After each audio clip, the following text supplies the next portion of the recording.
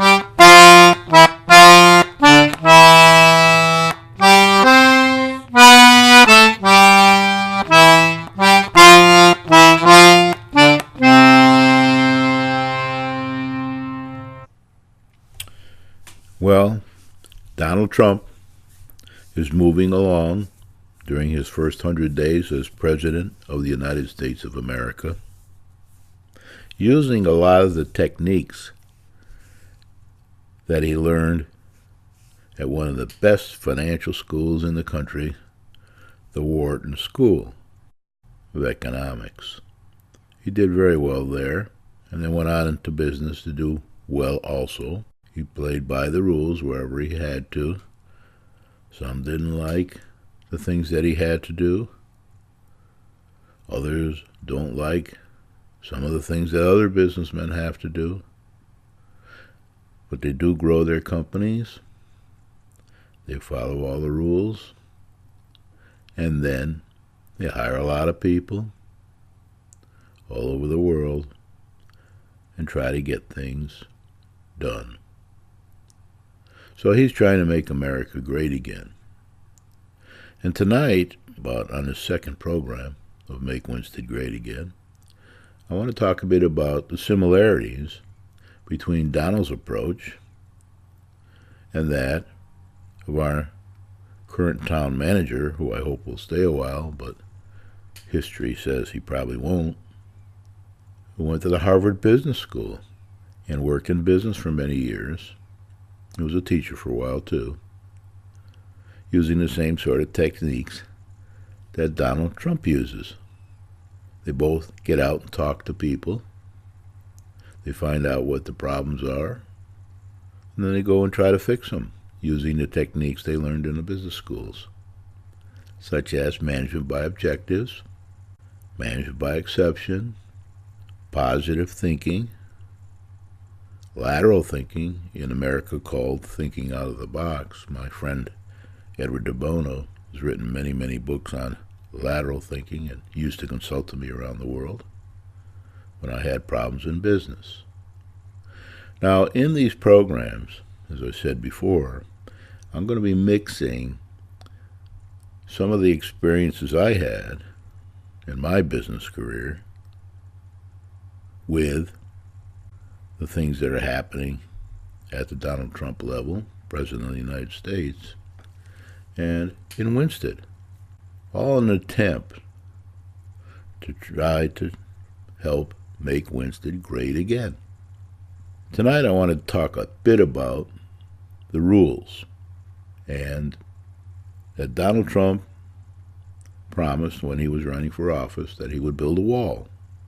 He would build a wall on the Mexican border. Now, when he says wall, he means it figuratively. Some of it might be a fence, some of it might be more strict laws, some of it might be just enforcing the laws we have already. Now, when my and your ancestors came to this country, they had to have a sponsor.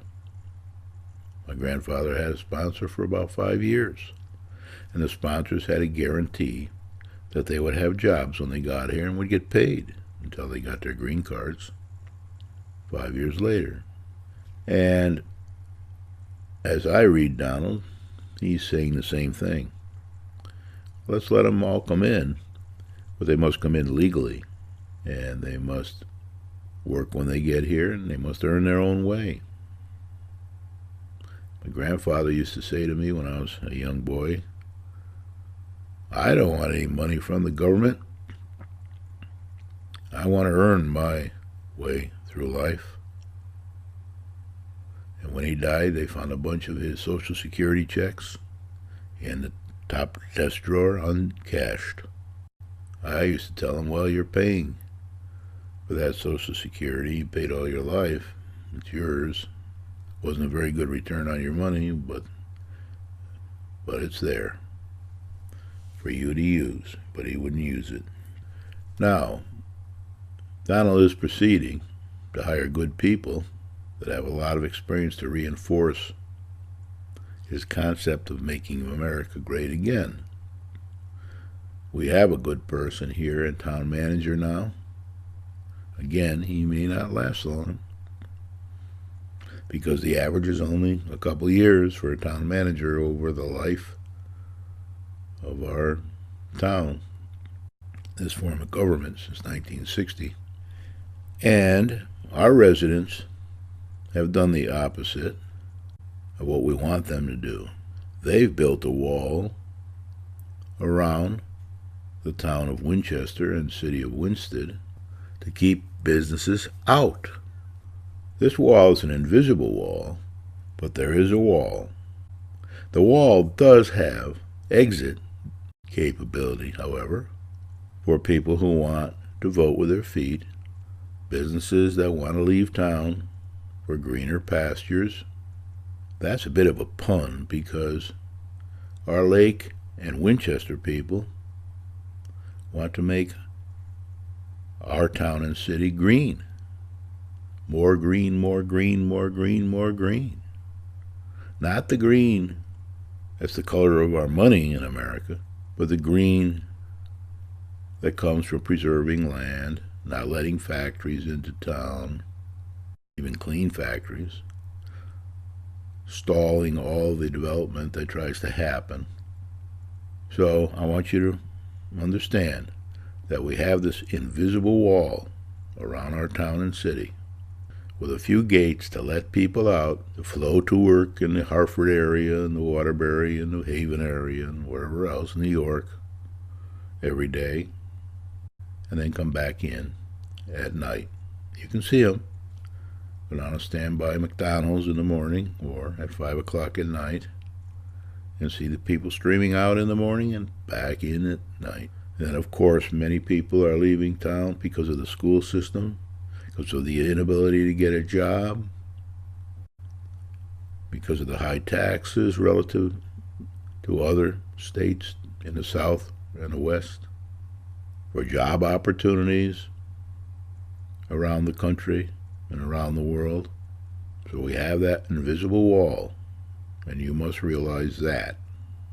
The other thing that I want to say is that we have regulations that strengthen that wall. Most of the regulations come from the plan of conservation and development that's required by the state, the planning and zoning regulations. Again, many of the laws required by the state, and our interpretation, the Zoning Board of Appeals, and other commissions and committees in the town, our inability to get a strong group of people to help get businesses into this town, and with the state in financial problems as well, it's hard to get money from the state for schools, for grants, and such. And when we do get money for grants, we usually like to get them for things that don't produce any revenue, like putting land into the land trust or building 501(c)(3)s. Now, we have gotten a little bit in the Grant area. For example, Lambert K, $500,000 from the government to clean it up so that we could perhaps sell the land. If we sell the land to somebody who wants to build a business there of one sort or another, then we'll collect taxes on that. There'll be very profitable taxes for the town. They can use the money to help with some of the financial problems we have here over the years. But if they make it into a parking lot, that's not going to help any. That won't pay any taxes. It will be helpful for downtown, perhaps. But since everybody goes shopping through the wall, the invisible wall, to other towns and cities for almost everything now, we don't really need too much more parking. We could have better use of the parking we have now. There's no doubt about that. A lot of people, when they go to the YMCA, park on Main Street. When they park on Main Street to go in and get exercise at the YMCA, they don't want to walk very far. They don't like that kind of exercise. They want to park as near to the Y as possible. So they park on Main Street in front of all the buildings that are trying to sell antiques and things, used furniture and stuff. And they take those parking places up. That's a big complaint downtown by the store owners. I was told about it once by a local store owner, and I went to the YMCA and tried to find the manager of the YMCA. I don't know whether he's called a director or a manager or what. And I did get in to see him, and I asked him if he could encourage everybody who goes to the YMCA to not park in front of all the antique stores on Main Street and other stores on Main Street, to park up the street away, or down the street away, or on another street somewhere, and walk to the YMCA. That would give them some exercise as well. It's kind of ironic that people who go to the YMCA to exercise don't want to walk a few blocks to get there. So to this day, they're still parking in front of the stores because the leader at the YMCA did not take any action to encourage people not to park there. They can't stop them from parking there, but you can encourage them not to. And I try to do that all the time. I don't go to the Y here. I walk instead. I have all my life, and will continue to do so for the rest of my life, if I can. But I don't want to park down there in front of those antique stores. They need the business. They want people passing through town to get to other places. And that's what most people do. They pass through town. They want them to stop. They put up signs, Antique Row. They want them to stop and shop in their stores. Antique places, boutiques. There's a clothing store there. There's now a bookstore at a time when bookstores are going out of business because of the internet. So anyway, we have this invisible wall, and it started when the businessmen began to lose power on the finance board, the selectmen, the Economic Development Commission, places like that downtown, and drifted into this terrible fascination we have with making Winsted greener instead of making Winsted great again. So anyway, the very extreme liberals from the lake in Winchester, and a few from the town, most of whom are in the Democratic Party, some are in the Republican Party, have taken over the town. They run the commissions, they run the finance board, they run the Board of Education, they run the selectmen, and they run most of the planning and zoning, EDC, and all these other boards and commissions we have in town. And years ago, I don't know how many now, but 7 or 8 maybe, they rewrote the plan of conservation and development, which you have to do every 10 years. Some towns update it every year to satisfy their requirement. We tend not to. We say we don't have enough money to do it all, so instead of doing it in an evolutionary manner a little every year, over 10 years, we wait and then have a big bang approach. And when they do that, the committee and commission, whatever it is, one or the other, packs itself with extreme environmentalists from the left-hand side of the normal distribution curve. And they try to do everything. One time they tried to put Crystal Lake into the land trust. They didn't win on that one because they were going to take away a big asset of the town for very little money from a state grant. They lost that. I helped fight against it. So the POCD now is one of our big problems. It's part of the wall. It's part of the invisible wall around our town that keeps us from making Winsted great again. So that needs to be addressed.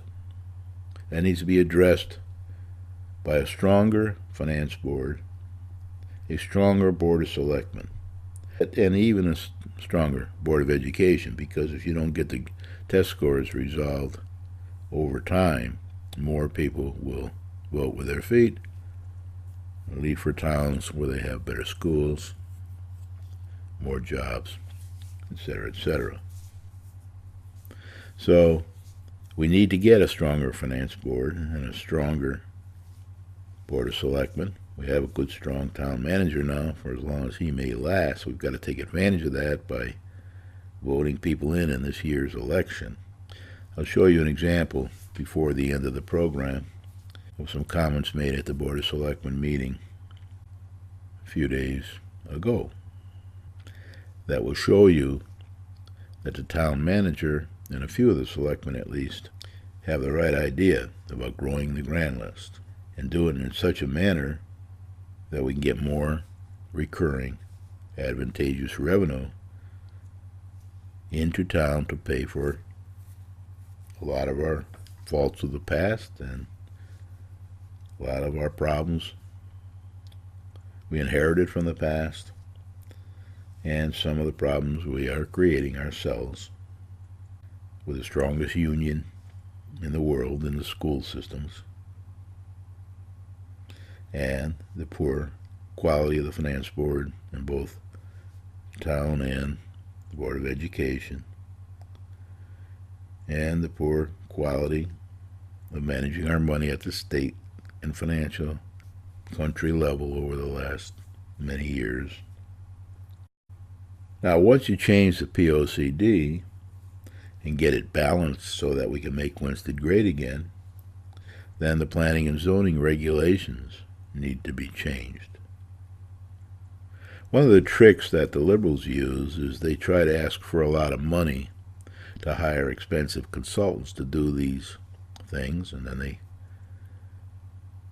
can't get the money, so they drag out the change in the regulations. And as the businessmen told Donald Trump a few weeks ago when he called them together and asked them to keep their businesses in our country, he was told by the businessmen, and he reiterated, that we have about 75% too many regulations in America. Well, besides our invisible wall, we also have too many regulations that are preventing us from growing the grand list in an advantageous manner from year to year. We have to rely on tax increases of many people who can't afford it. in a town where there are a few jobs and the factories have been leaving. It's the whole valley, of course, the whole Rust Belt here in Connecticut. People are leaving everywhere. Pratt & Whitney, General Electric. This is big stuff. Big stuff that paid a lot of taxes, advantageous taxes. And in our town, you read from time to time that our factories are being bought out. Many have left already. People will come in. They'll evaluate the people, find out who the best tool and die makers are, and who are the people that are essential to stay with their company. And then over 4 or 5 years, they'll move them down south or out west. And they'll take the good people with them and hire the rest in their own area. Probably people that aren't in unions. I'm not against unions. I'm for capitalistic unions that help you to grow the grand list and make Winsted great again. But if the unions are trying to starve the town by insisting on increases when the town can't afford the increases, that's not going to make Winsted great again. That's going to make Winsted poor.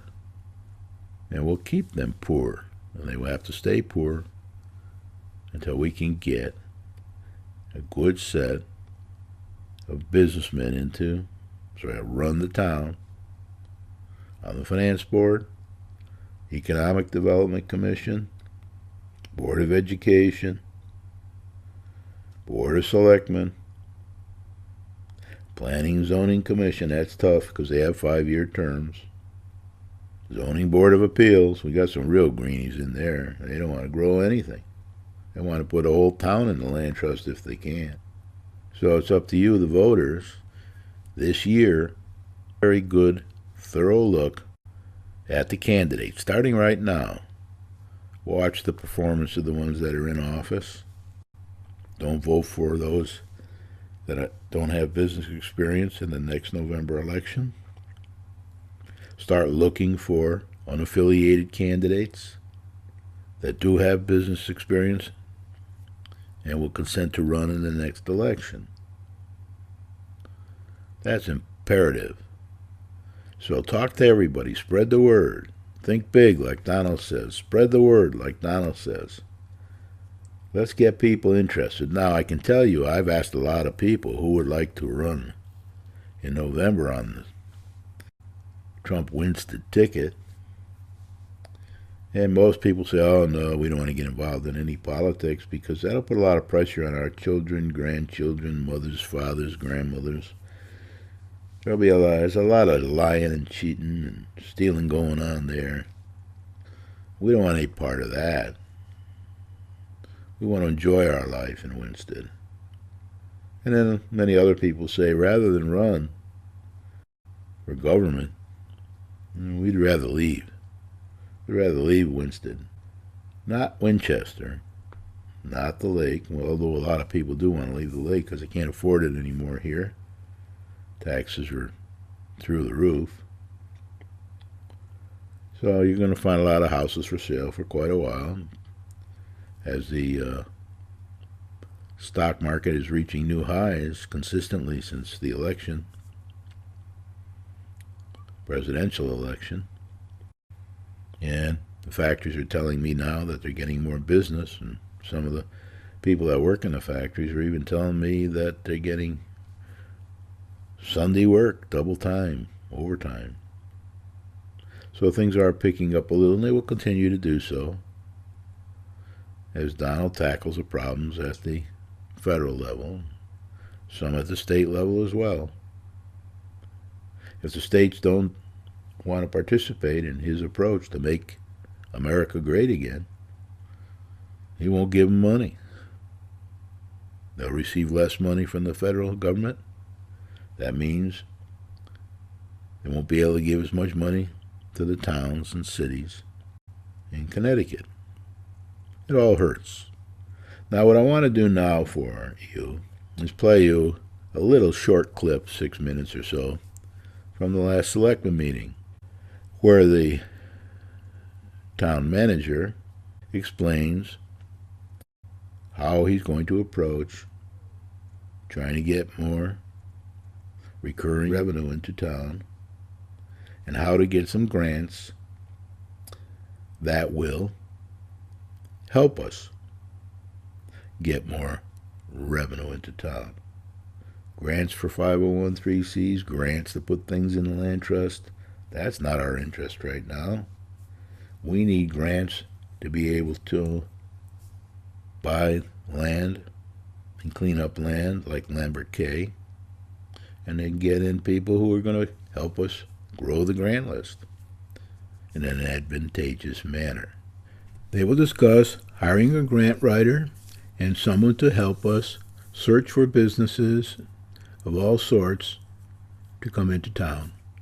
So here we go. Listen to Bob. Listen to Selectman Archulowski and Selectman Albanesius ask a few questions, and listen to Bob's answers. And then I'll probably review a bit of that after you hear the answers. Here we go. Bob, they're getting paid an hourly rate. Is that the way that the contract spells it out? They're going to give us an hourly rate. They have, based on the timing of how they do this, but yeah, it's an hourly rate. And is that a fixed rate for any work they do, or is it a rate depending on the specific task? It's all task-oriented. I'm not asking for a lot of reports, just minimal report writing. It's more task-oriented. So we've already met with both parties and outlined the particular task we want to see implemented. The parties involved, the targets involved. So we're going to.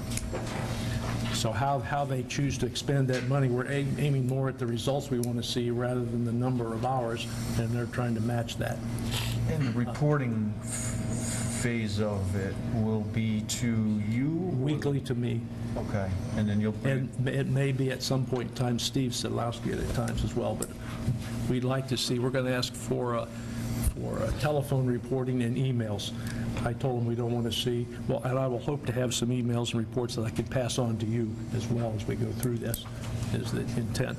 I already had the first report from Goldman and York this morning already. So, last question, ultimately, who you envision keeping them on task, you or? Me and Steve, the two of us. Okay. Steve and I will discuss each week, what's transpired in terms of grant writing and the facilitator. Because we want to make this results driven. So. Yeah, we're not happy with the last time, I know, and that was important that we aim for results this time. And this, I guess one more question, this will get us through June? Through June. Right, and we discussed that. We said that's all the money we're going to allocate right now. We're going to evaluate the results, and as in the case of the grant writers and the facilitator, some of this stuff is a continuum. So June will come. If they're being successful, not all will be completed, and either we will take it on our own from there, or if we think the results are sufficient and we're more than pleased with them, then I will come to you and talk about how to budget any more or pay for any more activity. And that was going to be my final question: is do you anticipate trying to budget some more money for endeavor similar to this? I would anticipate what we had budget what we did last year, which was the 45, and then we'll evaluate to see how successful they're being. We've got a couple of months of test results to evaluate. If it's working, we'll continue. If it's not working, we'll stop.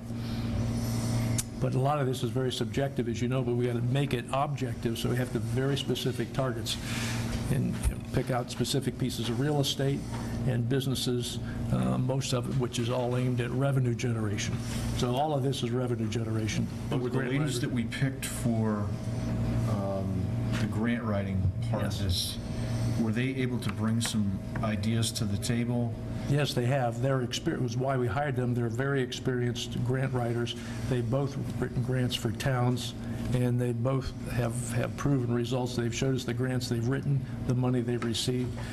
So they've talked about their approach in terms of what I wanted to see done. in terms of evaluation. Let me see if I got it here. I just had it in front of me a minute ago. Here it is. As an example for the grant writers, I talked about things. I wanted to talk about what kind of research and how quickly they can find the money that's out there, specifically their experience in writing them. I've looked at several of theirs. They know how to write them. They have to then continue to administer those. There's administration of that task. And I'd like to see as many as we can find. I try to be very specific on things we're looking for. We actually have a steep grant that's almost in place and ready to go. I'm just looking for a methodology.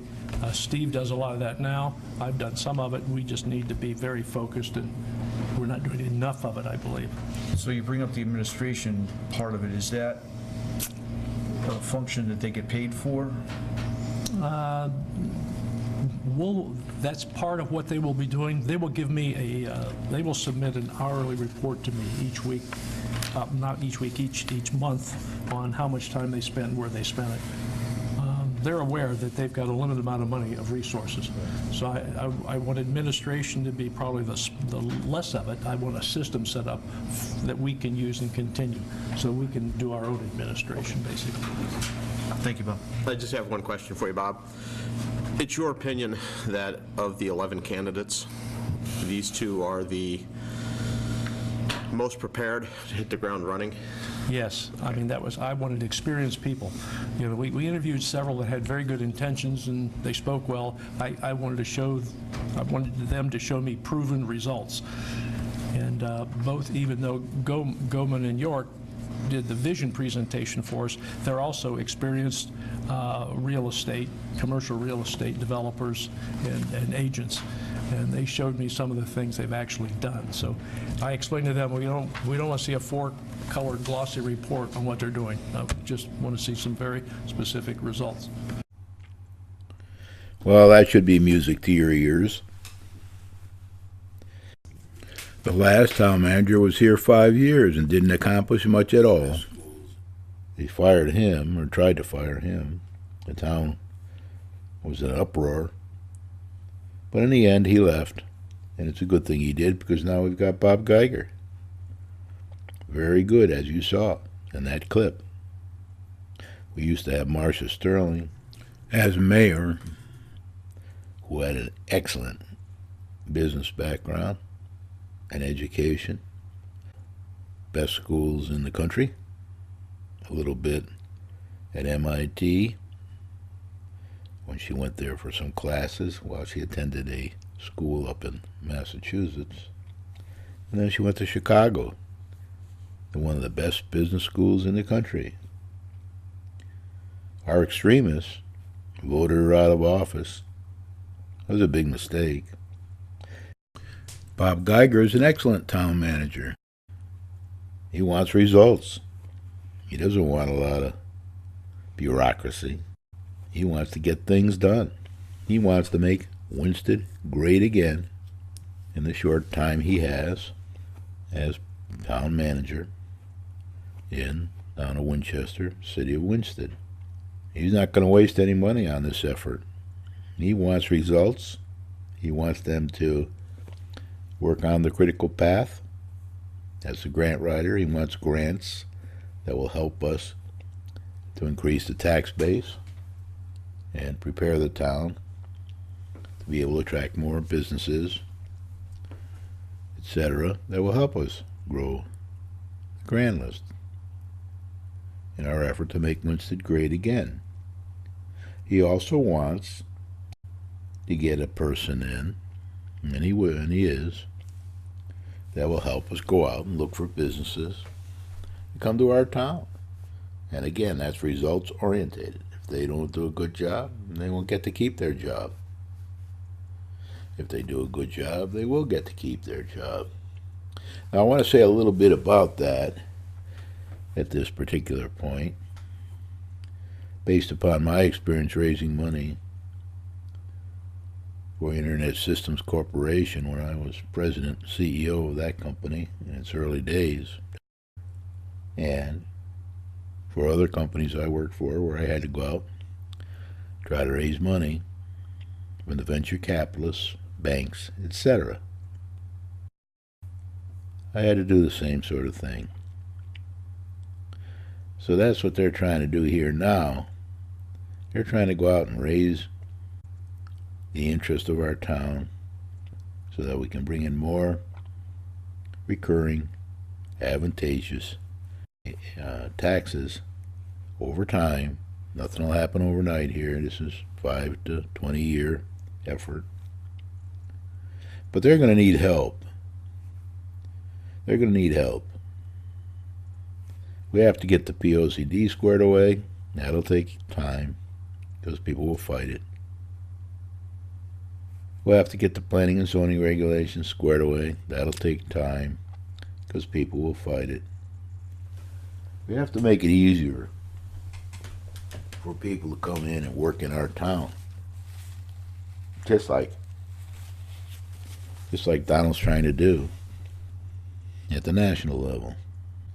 So they used the techniques that I had to use when I was trying to raise money and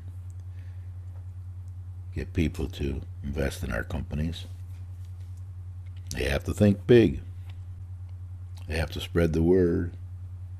And they have to convince people to invest in our community when there's a lot of our community members, including those on the Board of Finance and Board of Selectmen and ZBA and Planning and Zoning and other committees and commissions, that don't want to see this happen. They want this to be like Litchfield or Goshen, as I keep telling you when I have these programs. Now, the Water and Sewer Commission, they do want to grow the town. They do want to have more people here to help pay for the utilities, water and sewer, and their aging infrastructure. It costs a lot of money to keep up to date.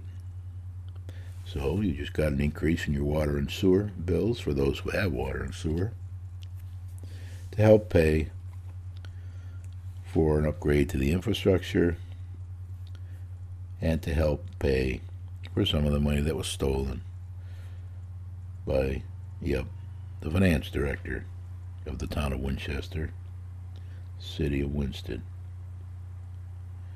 This will all take time. It won't happen overnight, so we need to get started. So spread the word in Winsted. Talk to as many people as you can, relatives, friends, acquaintances, members of various places that you go in town. Try to get them to run for office if they have business experience. If they want to see the grand list grow and they want to participate. If I were Bob, and I know I'm not Bob, I didn't go to Harvard. I went to Harvard on the Caw. That's what they call Kansas University. And I went there because it was $50 a semester.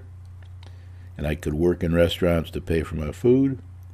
And I could live under the football stadium to keep my living expense low and work my way through college. So now we're going to have to do the same thing here.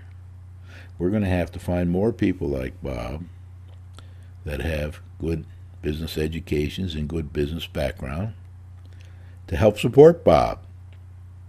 Because a lot of the people, although they say they support Bob, have hidden agendas. They want to make Winsted like Norfolk, Litchfield, and places like that, Goshen. Those are hidden agendas. So they have a tendency to retard any effort where development will happen in their backyard. Now, when we were trying to get a group into the 666 acres that is perfect for our town to get more grand list growth, people, one of whom who is the mayor now, were out looking for all the reasons they could find to retard or kill the projects, because their approach is slowly, very slowly, over a long period of time, we'll get our way. I was told by one of the leaders of the town, one of the business people that was trying to grow the grand list, that the mayor we have now went to him looking for Indian burial grounds. Were there any Indian burial grounds on that property? And of course he said no, because although the Indians came through here to use the rivers, there were no lakes in those days, or at least there wasn't a highland lake. They used the rivers and they camped here and they passed through. But there, to the best of our knowledge, there are no Indian burial grounds. Now, when I was studying the Danbury Quarter Cemetery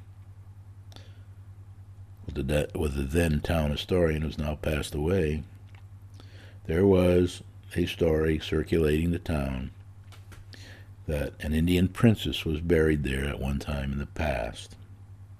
He told me, no, Brian, that's not true. There is no Indian princess buried there. There might have been one in the past, but the Indians came back and they dug her up and took her to an Indian burial ground elsewhere.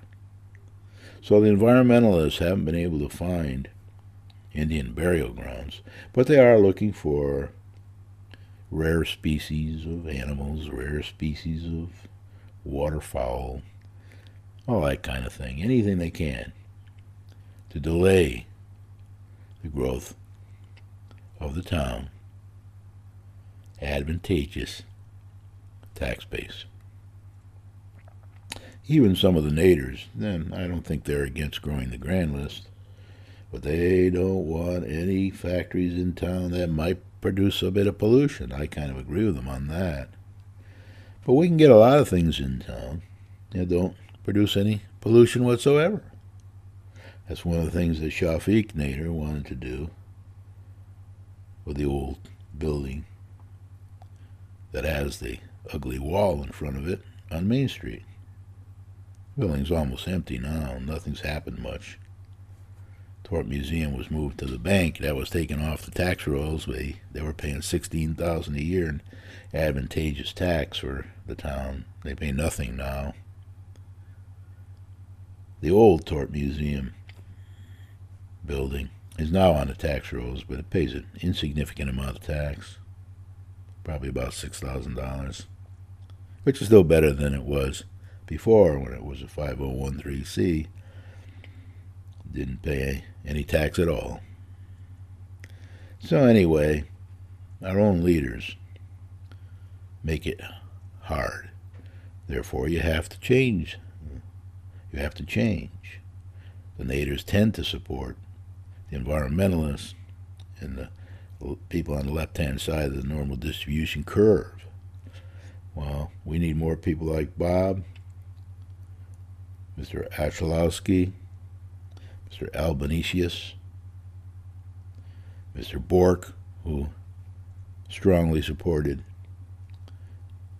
and supports growing the grand list to get more advantageous tax money in town. So if you revote those three in, at least you'll have three people in there that are trying to do the right thing. They all have business backgrounds too, by the way. Now we have other people on these boards, but they're not leaders. They're followers. And if they're in the Democratic Party, they have to follow the Democratic Party line, as I told you in the last program, whether they like it or not, or they won't get the support of the Democratic Party,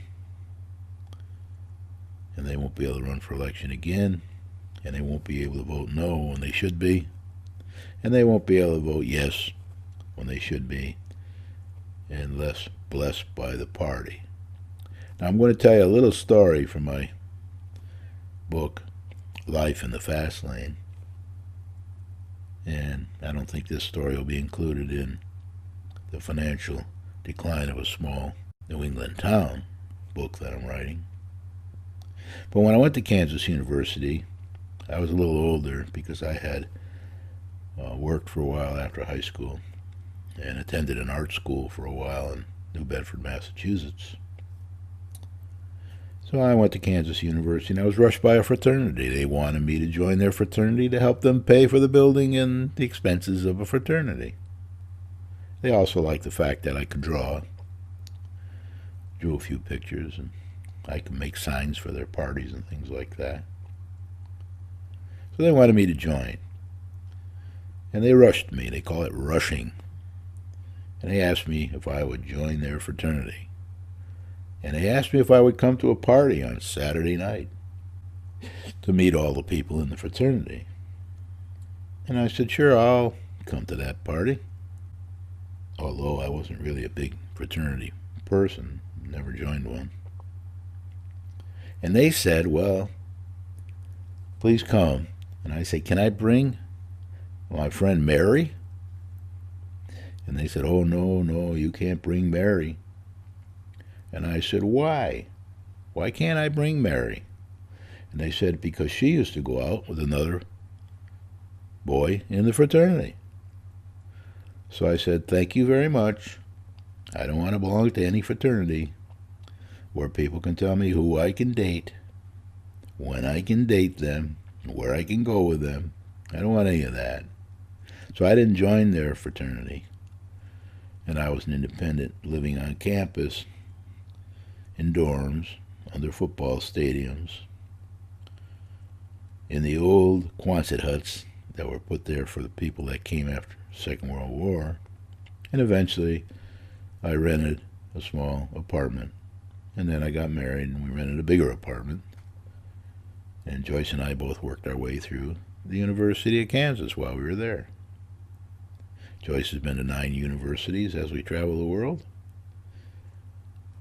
even in England, some of them twice. Sometimes she was going to 2 universities in one town. We were in Phoenix, for example.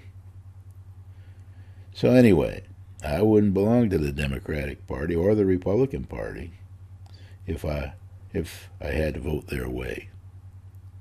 I want to vote my way, from my experience in life, not from theirs. Now, I did make a lot of friends in Winsted that run businesses. A lot of people say, well, they're only interested in getting more work for their business. And I say, yeah, that's probably true. But they're also bringing in more money, advantageous money. Can't say profitable, that's a dirty word in Winsted. But advantageous money to help rebuild our town and grow our grand list. And that's what Bob's doing now. He's going to go out with this new grant writer that's going to work for a little while with us, and this new person to try to help bring businesses into town. And they're going to do everything they can to try to grow the grand list and get some grants that will help us prepare properties that can be used by people that will help grow our grand list. Lambert K., as I said, and I'm probably repeating myself, is a perfect example of getting a grant to clean up an old factory building that was owned by the town and perhaps sell it to somebody else who will pay the tax that's advantageous to the town and the taxpayers. I want to once again mention to you that I don't concentrate too much on cutting the budget. I leave that to people more qualified to do it. Bob would be great for that. Jay Budahazy and David LaPointe concentrate on that in different ways. But they're trying to help make Winsted great again by getting the expense side. John Gallagher did it in the past, other people like that. Wayne Dove tried, gave up along the way. Other people have tried to balance the spending in our town. The schools are 65% of the budget. Teachers have the strongest union in the country. They have tenure, which means after their work a few years, I don't know exactly how many or under what conditions, they can't get fired unless they do something crazy like shoot somebody or something like that.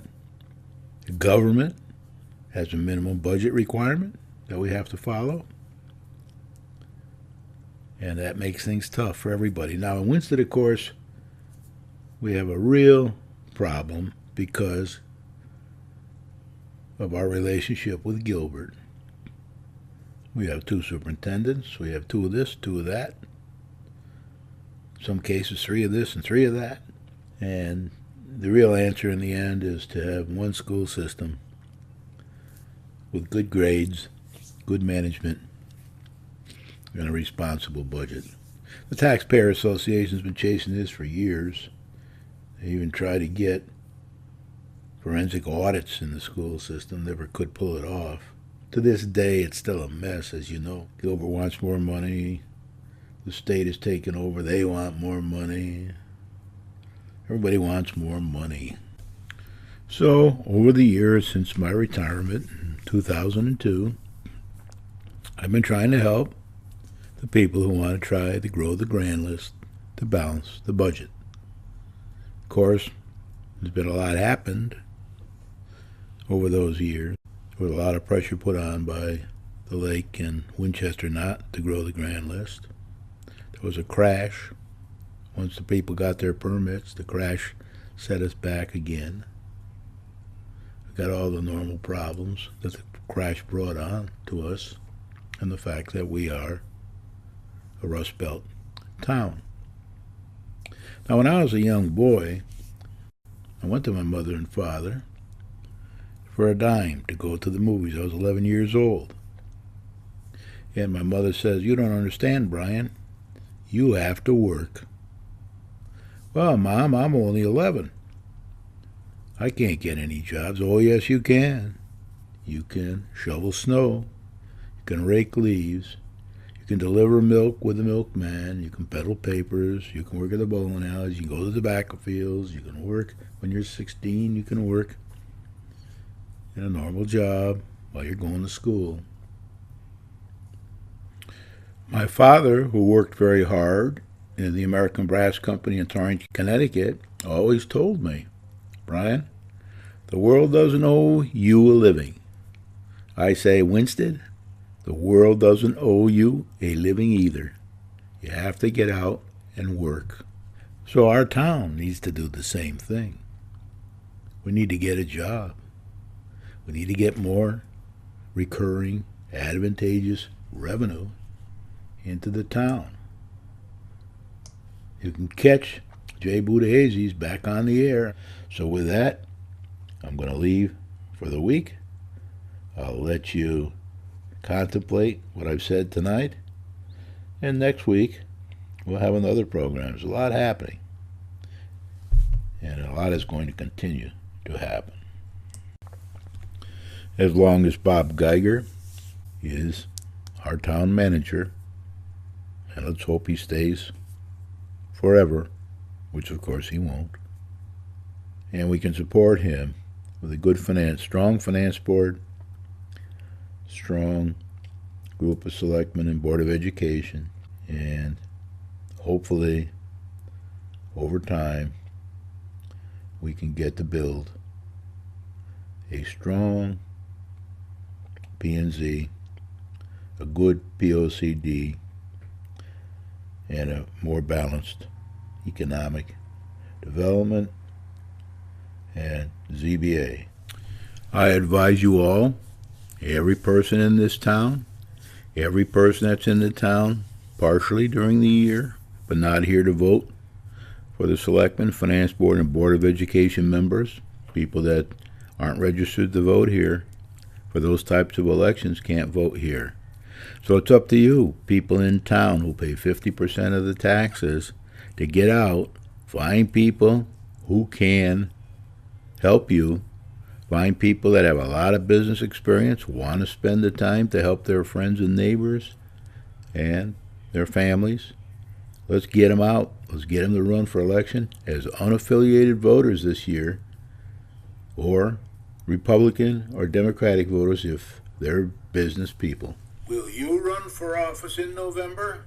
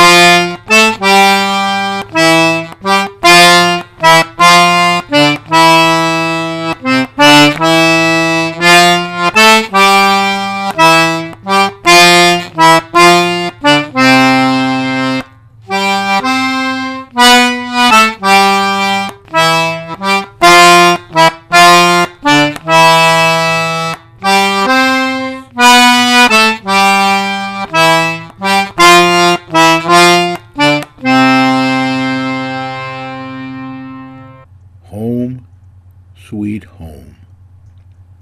Perhaps we can make our home, Winsted, great again. Think big. Spread the word. Let's get Bob some help in the November election. Find people to run. And let's make Winsted great again. In this very important election year. In the town of Winchester, city of Winsted. Will you run for office in November? Good night.